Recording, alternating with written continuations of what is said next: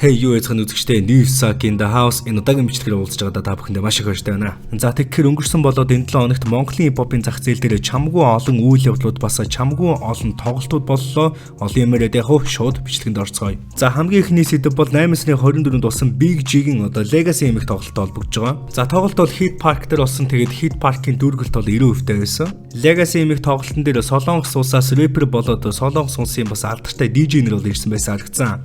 За Big G-ийн тоглолт учраас мэдээж ойлгомжтой клик бүүм урилгаар ирсэн. Тэгэхээр ерөнхийдөө бол нэлээд хип-хоп шоу болсон тодорхой. За тоглолтын дээр бол онцлог хит хитэн момент байсан. За хамгийн онцлог момент нь бол та бүхэн мэдж байгаа шүү дээ. Рэпер Десант бол нэлээд сохтуу байсан. Гэхдээ эхлээд бол мэдээж те шоуун дээр ингээд ирүүл байж байгаад хоёул хамттайгаа хам гэдэг дуу муугаа олдуулсан байсан.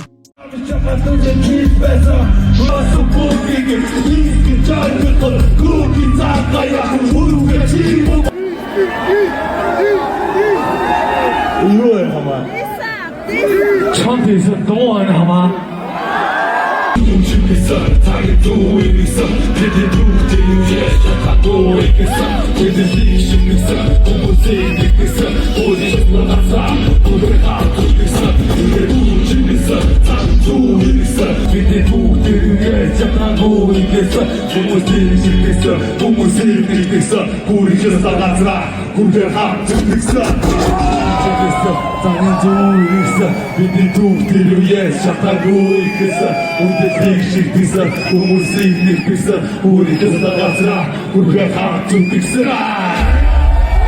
Харин тоглолт ч бас нэлээд яваад Десантах ч бас нэлээд халаад за тэгээд клик бүүмийнхэн бол тайзан дээр фристайл хийж яхад бол Десантах ерөнхийдөө нэг хит согцсны улмаас бол нэг зүйл дээр бол тэгэлж унж байгаа харагдана.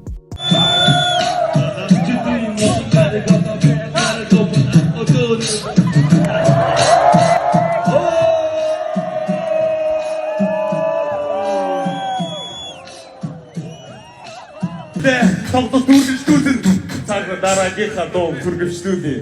Окей. Oh, yeah, baby. Oh. Shit. Yeah.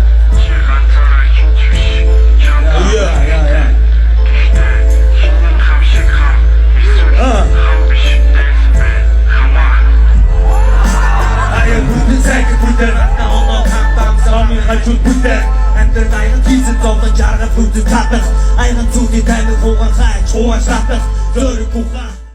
За яг энэ зүйл дээр бол нийгэм хоёр хуваагдсан. За нэг талынх нь бол мэдээж ойлгомжтой. За репрезентантыг бол өмөрсөн ерөнхийдөө тэгээд найзынхаа тоглолтын дээр очиж чинь яадгийн халаал үз сэтгэл нь хөөрөл үз сохтоол үз гэсэн нэг тал байсан бол харин нөгөө тал нь бол та нар хэнийг доромжлоод байгаа юм бэ? Эн чин урлаг юм уу? Сантын тоглолтын дээр жи ингэж чишээгүй штэ. Чи найзыгаа хүндлэхгүй нэ гэдэг хүмүүсээс мэрсэр байсан. Харин үүн дээр миний үзэл бодол гэх юм бол би мэдээж ихний хүмүүсийн тал дор нь яагаад гэх юм бол нэгдүгээр нь бол ямар нэгэн бүхий өргөнд болдог зохиолын дуу аль эсвэл pop дууны тоглолт биш, энэ бол жинхэнэ хип-хоп шоу. Хоёрдугаарт бол мэдээж ойлгомжтой маш сайн найзынхаа тоглолтын дээр очиж байна, удаан уулзаагүй хүмүүстэйгээ уулзж байна. За гуравдугаарт бол мэдээж клик бүүмийнхэнтэй одоо хуучин гангийнхэнтэй уулзж байна гэдэг ерөнхийдөө бол маш олон талаараа одоо өмөрөх бол тэмдэг бол зүйлс байна л да. За яг энэ үйл явдал дээр нь ерөнхийдөө бол зарим хүмүүс репрезентантыг хүлцэл өчөх байхаа те уучлалын пост бичих байх гэж бодсон боловч нэг иймэрхүү утгатай бол постыг бичсэн байгаа. Хип-хоп бол хүүхдүүдэд муу үлгэр дуурайл гэж шаасан. Ста зүгээр л нэл хүүхдээ дуугаа хуурал. За нэг иймэрхүү утгатай постыг бичсэн. За тэгээд рэпер Big G-ийн Legacy эмх тоглолттой холбоотой хамгийн том сенсац гэвэл нэг иймэрхүү байлаа. Дараагийн сэдэв бол мэдээж ойлгомжтой зах зээлийн хамгийн амттай мэдээ. Хичээлийн шинэ жилийг тохиолдуулан Pizza Hut брэнд нэмгэн шаржигнуур гурилтай аманд хайлж урсан бэлсэлтэй мэлц бүтээгдэхүүн дээрээ 2 дээр нэмдгэн нэг урамшуулал зарласан байгаа юм байна шүү. Маханда дурлагсад болон халипиано дахиамах гэсэн 2 төрлийн сонголттой гардаг.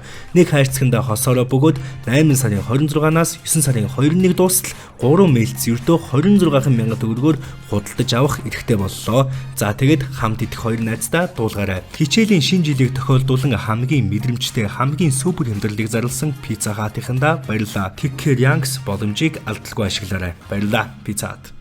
За дараагийн сэдэв бол G18 хэмээх хамтлагтай холбогдож байна. За энэ хамтлагийн хувьд бол сүүлийн үед зах зээл дээр нэлээд хүчтэй төрөн гарч ирж байна. Тэгээд биднүүсийн мэддэг Wandebo болон Gangbei-тэй яг адилхан хоёр хүний бүрэлдэхүүнтэй. За одоогийн байдлаар ердөө аль бие осны 2 дуу цацсан ч гэсэн аль хэдийн 39300 subscribe-тай болсон байгаа. За тэгээд бүр ихнийх нь өгүүлний хэмээх дуу 4 сарын өмнө гарчаад 2.8 сая хандлттай. Вау. За хамтлагийн хувьд бол Mr. Ogi болон Asuka гэсэн хоёр хүний бүрэлдэхүүнтэй өмнө нь бас тэгээд 10 жилдээ бас Bad Boy хэмээх хамтлагтай байсан. За хамтлагийн ахлагч нь бол Mr. Ogi бөгөөд одоо уран бүтээл хийхээс гадна тэ одоо music producer гэдэг юм байгаа. За эдгээр залуусын хувьд бол бүр багасаа EPM-ийн хөтлөгч хийдэг байсан бөгөөд Эрдэнэт хотдоо 10 жилдээ бүр 2 ч бие даасан тоглолтыг хийж амжсан байна. Вау.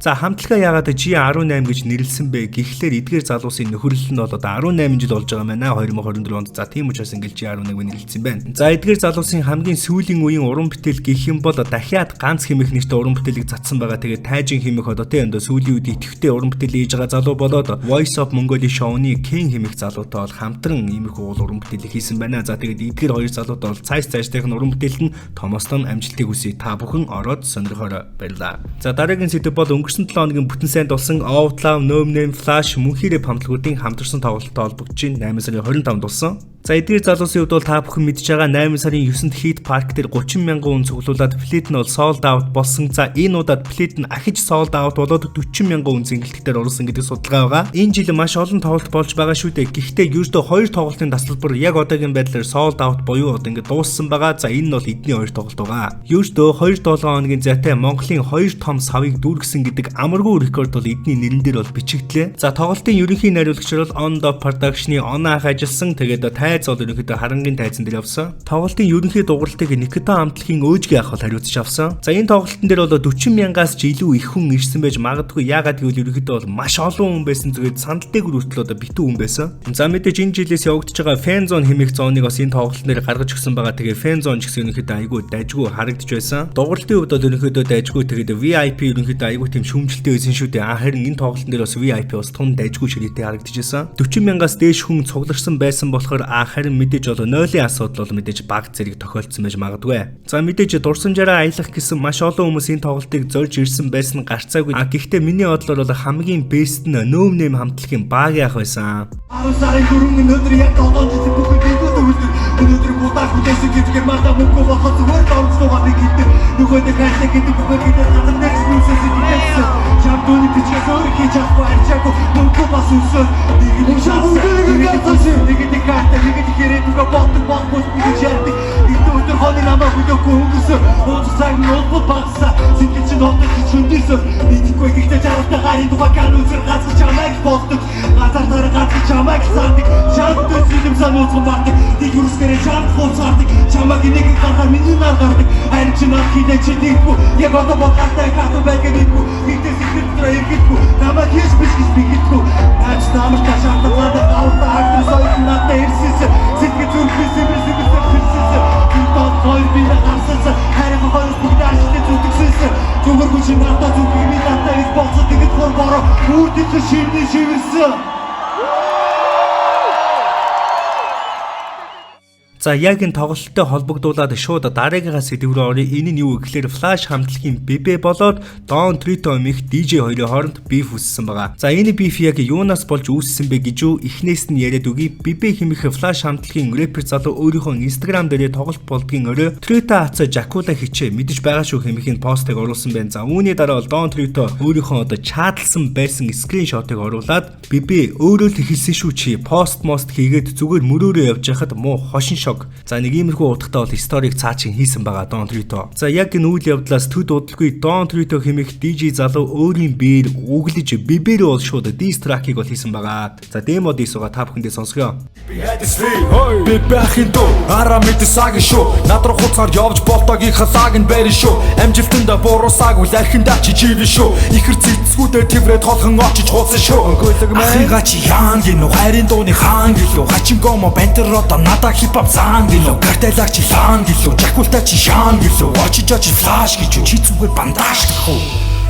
Эксих шин боёс шээс авдаг өөлөх Фэнохтууч чиний хажуу жинхэнэ нэрийн хуугарх Нүүрэн дээр нь инээчээ дараар минь муудаг суурахтай Атснуудын хажууд маань ус хуучин бууны хуугарх Тавдах өдөр гарч ирдэг минтийн таксны гуйлагч Үнэн бистэй хошин шогмон саавал хийвэл уйлдагч Ганцхан рил дуу хийхэд түргүү наад тайрагч Ганцаараа бол чи зүгээр бөбөөрсөн айрагч Мань ус руугаа сохтуу пост шага дээрээс андуурсыг Авгадаг араараа тавиулаад хямраа тэр галзуурсыг Чирүү хүртэл мөн хаяад хизэнээс чи том болсыг Холимог хуурах тоглолтыг яаж легаситэй харьцуултыг Чам шиг хошин шоуд хэмжээнээсээ хитэрч гутардыг Маргааш өглөө гимшидийн бас найзуудыгаа яриултыг Хин бэ гэдгийг хүлэг минь цаг хугацаа харуултыг Би мэдийн бандуудыг би хатан гэрт нь хариултыг Хизээч рил шахахгүй та нар байдгаараа хичээж Олон юм хуцгаар дуугаа нана гутаар чидээж Жакул чамаа гуйлуулсан бол нүүрэн дээр нь хилээж Нассаараа даалгуулчаад муулхаасаа ичээж Don't Luto өөрийнхөө Facebook дээр бибэ бэлгүүн зөв зүгээр мөрөөрөө явж байхад өөрөө л олон юм хуцаж орж ирсэн шүү.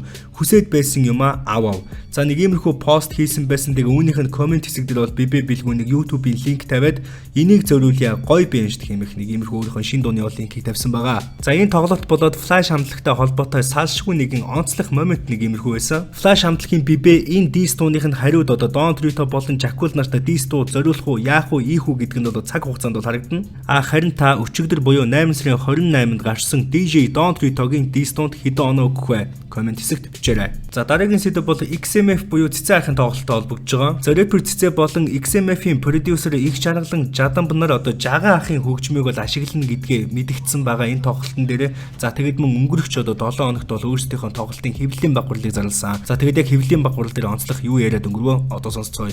Энэ зүйлээрээ тоглолтууд бол одоо ингээд эргээр хоорондоо өрсөлдөж хиний тоглолт, хиний зохион байгуулалт хамгийн сайн байна вэ? Хиний тоглолтын хөгжмийн дугуйлалт хамгийн гоё цэвэрхэн дуурж байна вэ? Хиний тоглолтын тайзны үзүүлбэр, тэр бэлдсэн контент, тэр найруулга гэдэг зүйл ялгарч байна вэ? Хиний тоглолт, тэр хийсэн найруулга, тэр тайзны үзүүлбэр ирсэн мөнгөө төлөөд үзэж байгаа тэр үзэгчдийг сэтгэлийн огшоож тэр шар үсийг босгож ийнвэл гэдгээрээ л тоглолтууд хоорондоо ялгарнаа. За тэгэхээр товчхондоо хэлвэл хамгийн сайн чанартай тоглолтыг л хийхээр манай баг хамт олон ажиллаж байгаа. Тэгээд өнөөдөр бол би ерөнхийдөө нийт баг хамт олноо төлөөлөд гарч ирээ суучлаа. За рэпер Цэцэн маань бол энэ жилийн маань үндсэн одоо мейн артистаар сонгогдоод одоо бэлтгэлээ ингээд хангагдаад бэлтгэлээ хийгээд ингээд тоглолтондоо бэлдэж байгаа. Тэгэхээр тоглолтын чанарын хувьд бол маш сайн болно л гэдгийг та бүхэндээ амлая. За тэгээд өмнөх жилүүдээс бодвол төв зингэлт хүрээлэн та бүхэн сайн мэдж байгаа. Үүнээс гадна Цэцэн versus Бэлгээ хэмээх тоглолт нь Fanzone тэгдэг бас гаргасан байгаа 1000 ширхэг бол 109,000 төгрөгөөр худалдаална. Харин хамгийн таатай мэдээ нь 5 найзын тасалбар бол сунгагдсан байгаа. Тэгээд 2024 оны 9 сарын 2-ны хүртэл 5 найзын тасалбар нь 200,000 төгрөг бол хэвээрээ байгаа. Тоглолтын бүх тасалбар box office цэгмэн, Shopee цэгмэн, Tik цэгмэнээр бол худалдаалагдж байгаа. За үүнээс гадна бас нэгэн сонирхолтой зүйл болоод өнгөрсөн 8 сарын 24-ний буюу те одоо рэпер Big G-ийн тоглолт болдог өдөр рэпер Цэцэн их л сайхан аштагаар өнөөдөр 8 сарын 24 Big G тоглолт болж байна. Амжилт хүсье. 9 сарын 7-нд Цэцэн, 9 сарын 14-нд Rocket Bay 3 тоглолтыг гурвуулангийн үзээрэй. Гал асаах нь гарцаагүй хэмээх боло постыг бичсэн байгаа. Рэпер Цэцэгийн хувьд өрсөлдөгч нартай нэг иймэрхүү эерэг хандлагыг гаргасан бодож рэпер Big G-ийн хувьд бол Монгол рэпер хэмээх бас дуугаал дуулсан байгаа алдарч дуугаа. Харин үүнтэй холбоотой янз бүрийн постууд хөвж ихсний нэг нь зураач оргил хэмээх залуу намайг дийслээсэ хэмээх одоо нэг иймэрхүү бол рэпер Big G болон рэпер Цэцэгээр нэг иймэрхүү мим хийсэн байсан. За үүнийг нь бол XMF-ийн албан ёсны пэйж хүртэл шеэрлсэн. Мэдээж та бүхэн G болон Цэцэн нарыг хоорондоо бифтэй гэдгийг мэднэ. Бас инх чаргалан болоод G нар хоорондоо бифтэй. Тэгэхээр XMF Big G хүртэл хоорондоо бифтэй гэсэн үг. Үүнээс гадна даам гаруудын пэйж Цэцэн Rocket Bay 2-ын тоглолтоор саяных шиг бороо 4 цаг ороосоо хэмээх иймэрхүү постыг бичсэн. Үүнийх нь комент хэсэг дээр бол рэпер Цэцэн өөрийнхөө хаягаар чи юу хин юм бэ? G юм уу гэсэн чинь нөгөөх нь бол бишээ намхан би ч нэгсэн байгаа. За яг энэ хэм маяг энэ болоод байгаа үйл явдлаас харахад мэдээж рэпер Цэцэн болон G нарын хоорондын асуудал бол хоорондоо дуусаагүй байна, яагаачгүй байна гэж бол харагдахаар байна. За тэгэд олон юм яриад яг 9 сарын 7-нд төв цэнгэлд хүрээлэнд рэпер Цэцэнтэй хамтдаа сагцгаая. Миний энэ удаагийн бичлэг үгээр өндөрлөж байна. Subscribe-ыг бүү мартаарай. Sag out. Баярлалаа үзэгчдээ.